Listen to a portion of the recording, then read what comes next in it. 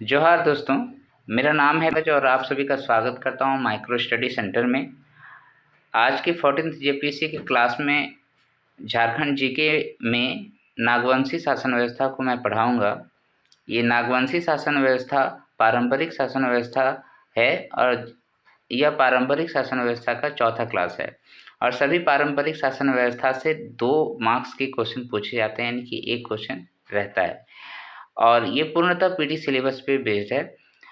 और मेंस के लिए जो भी सिलेबस होगा दोस्तों, उसको भी हम लोग आगे कवर करेंगे, लेकिन अभी तो पीटी निकालना जरूरी है। तो पीटी का सिलेबस में आप देखिए क्या क्या पढ़ना है।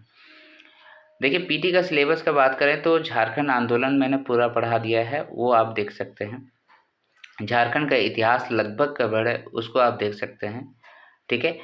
और उसमें कला एवं संस्कृति से रिलेटेड में मैंने 2-3 क्लासेस लिया है, वो भी आप जाके देख सकते हैं।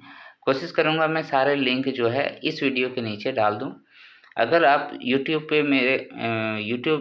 पे अगर मेरा चैनल पे नए हैं तो आप प्लीज़ मेरा चैनल को सब्सक्राइब कर लें और ज़्यादा से ज़्यादा वीडियो को लाइक और शेयर करते रहें दोस्तों, ठीक है।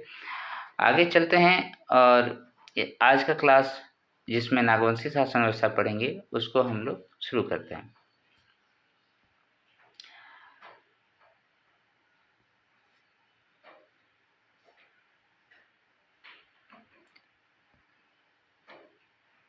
यही ठीक है, येलो कलर ही ठीक है क्या? कलर देखिए, आप ब्लैक बोर्ड में कलर मुझे बता दीजिएगा क्या है। तो देखिए दोस्तों, सबसे पहले हम लोग देखेंगे ये नागवंशी लोग कौन थे। आप सभी को पता है कि सबसे पहले हमारा झारखंड में जो है वो मुंडा लोग आके बसे। सबसे पहले नहीं, यानी कि जब भी बसे तो मुंडा लोग जब बसे थे तो इनके शासन व्यवस्था को जो है आगे ले जाकर किसने शुरू किया, शासन को आगे बढ़ाया।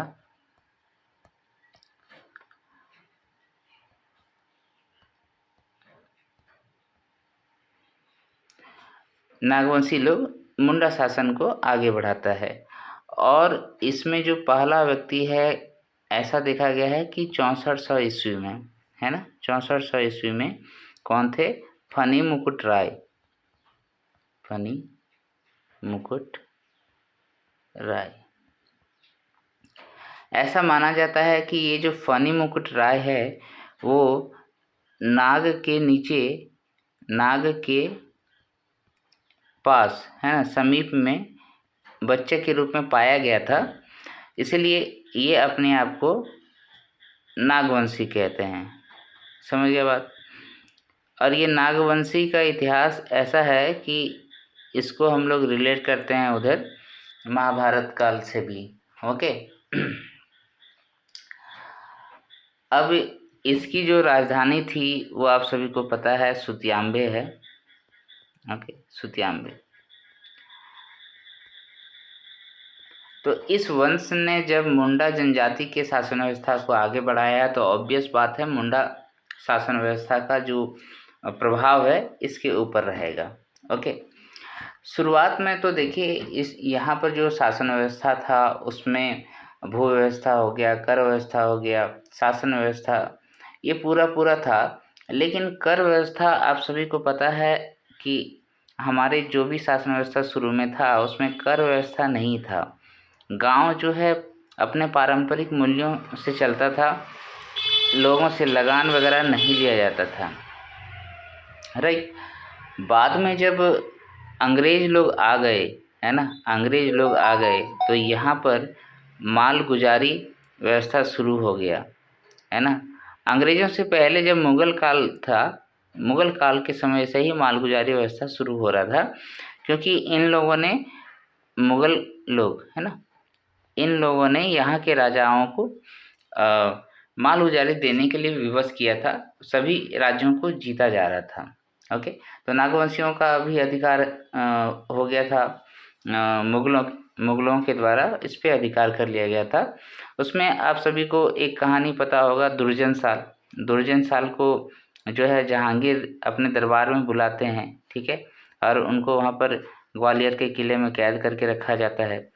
ये सारी बातें हैं। और उसके बाद फिर दुर्जन साल को विवश किया जाता है कि अगर आपको अपना राज्य चाहिए तो मुझे मालगुजारी भत्ता देना होगा। तो वहाँ पर 6,000 का मालगुजारी भत्ता शुरू किया गया था। क्लियर है? ये सभी बातें मैंने बता दी, वैसे यहाँ पर ज़रूरत नहीं था। अब यहाँ पर क्या हो गया कि नागवंशियों के द्वारा, राजाओं के द्वारा मालगुजारी वसूलना प्रारंभ किया गया था। लेकिन उस शासन व्यवस्था में जो है जो पढ़ा होते हैं, है ना, पढ़ा में मानकी होते हैं, ठीक है। और इन मानकियों को जो है कर वसूलने के लिए दिया गया था। लेकिन बाद में फिर क्या हुआ कि ये जो मानकी जो कर वसूल क्या करते थे, कर वसूलना क्या करते थे, ठीक है, इन्हीं को बाद में नागवंशी राजाओं ने क्या कहना शुरू कर दिया, भूईहर कहना शुरू कर दिया, ठीक है। तो भूईहर शब्द जो है यहीं से जुड़ा हुआ है, यहीं से शुरू होता है। क्लियर हो गया? अब आते हैं इसकी कहानी पे। तो ज़्यादा यहाँ क्वेश्चन नहीं पूछेगा, और जो भी क्वेश्चन था वो हिस्ट्री में मैंने पढ़ाया है। यहाँ के शासन व्यवस्था में आते हैं। तो अगर हम लोग इसके शासन व्यवस्था को देखें तो इसका 3 स्तर था। पहला स्तर था राज्य स्तर,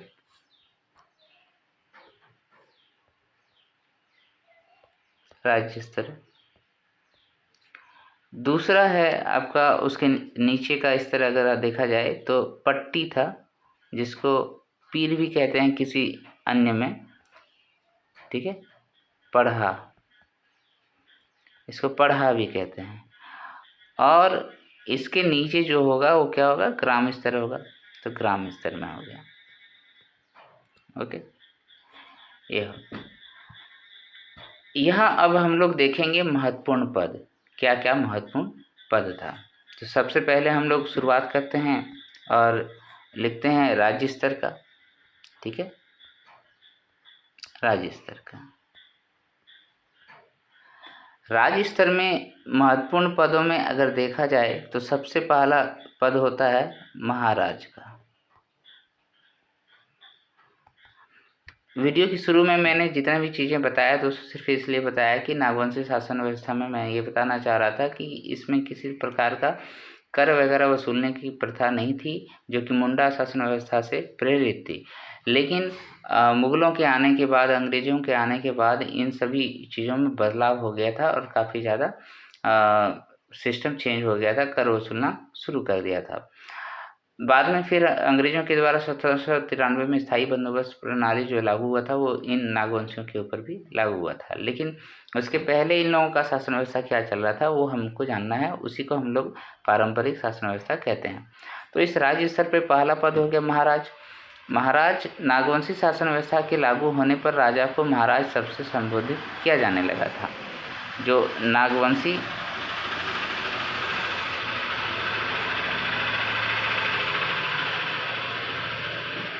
तो नागवंशी राजा को ही हम लोग क्या कहते हैं, महाराज कहते हैं।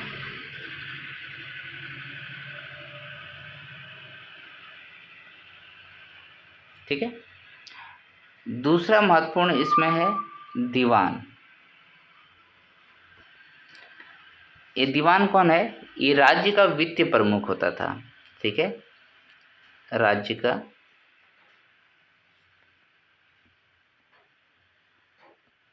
वित्तीय प्रमुख,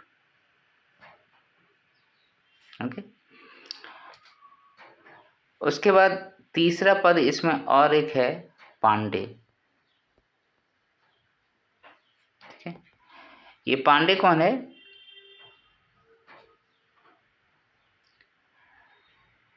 यहाँ पर पांडे को हम लोग बोल सकते हैं संदेशवाहक।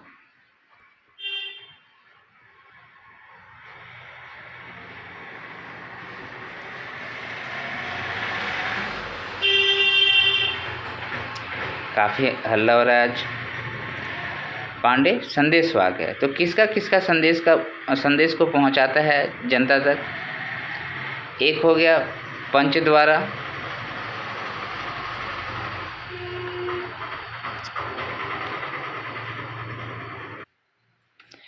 तो यहाँ क्या है, पंच द्वारा पढ़ा राजा के द्वारा लिया गया जो भी निर्णय होगा उसको गांव के सभी लोगों तक पहुंचाने का काम करेंगे पांडे। ये हो गया राज्य स्तर की पूरी बातें। अब नेक्स्ट चलते हैं और हम लोग देखते हैं पढ़ा स्तर पे कौन कौन होता था, पट्टी के स्तर पे कौन कौन होता था।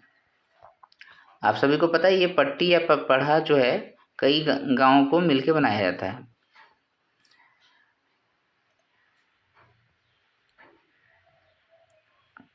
तो यहाँ पर आपको दो पद मिलेंगे, एक मिलेंगे भूईहर, थोड़ा देर पहले ही बताया था कि जब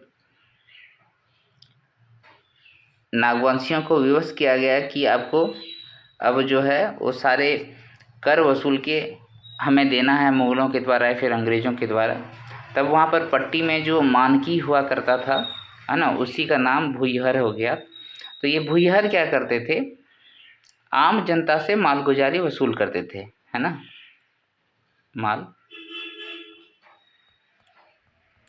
गुजारी वसूलना।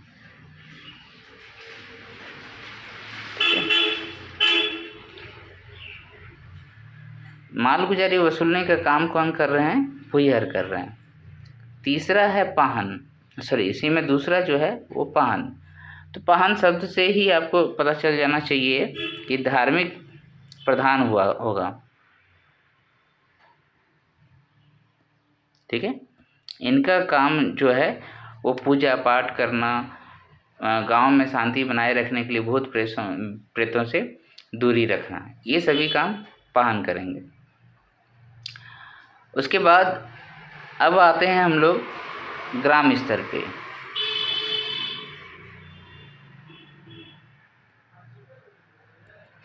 तो ग्राम स्तर पे आपको यहाँ पर भी दो पद मिलेंगे, एक पद हो गया महतो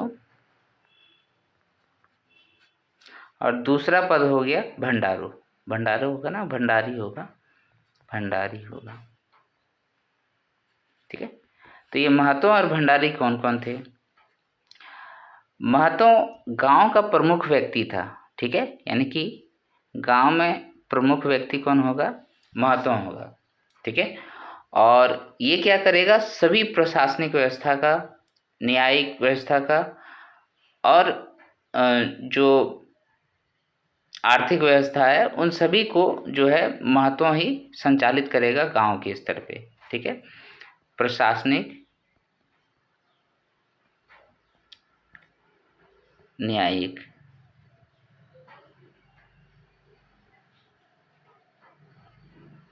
और फिर आर्थिक, है ना, इन सभी व्यवस्था को ये यहाँ पर देखेगा। उसके बाद भंडारी क्या है, भंडारी राजा के गांव में खेती करने तथा अनाज के भंडारण हेतु उत्तरदायी होता है। तो जो भी अनाज है ना, उसका भंडारण के लिए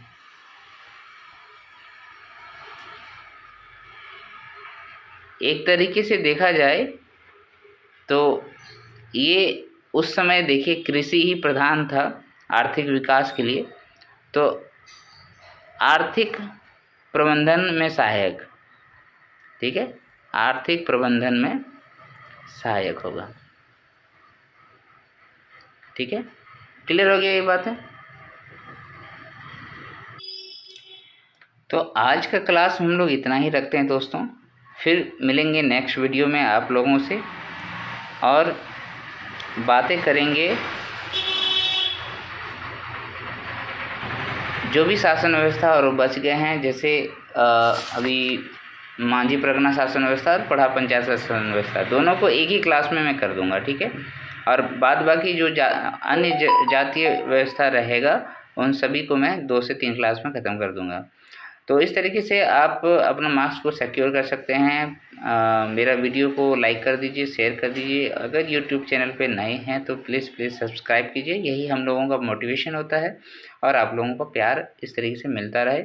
झारखंड स्टूडेंट के लोग जो हैं ज़्यादा से ज़्यादा एग्ज़ाम की तैयारी करके एग्ज़ाम क्रैक करें, ये मेरा विश्वास है। और आप सभी से मैं यही प्रार्थना करता हूँ कि आप तैयारी बहुत अच्छे से कीजिए। ओके, मिलते हैं नेक्स्ट वीडियो में। धन्यवाद।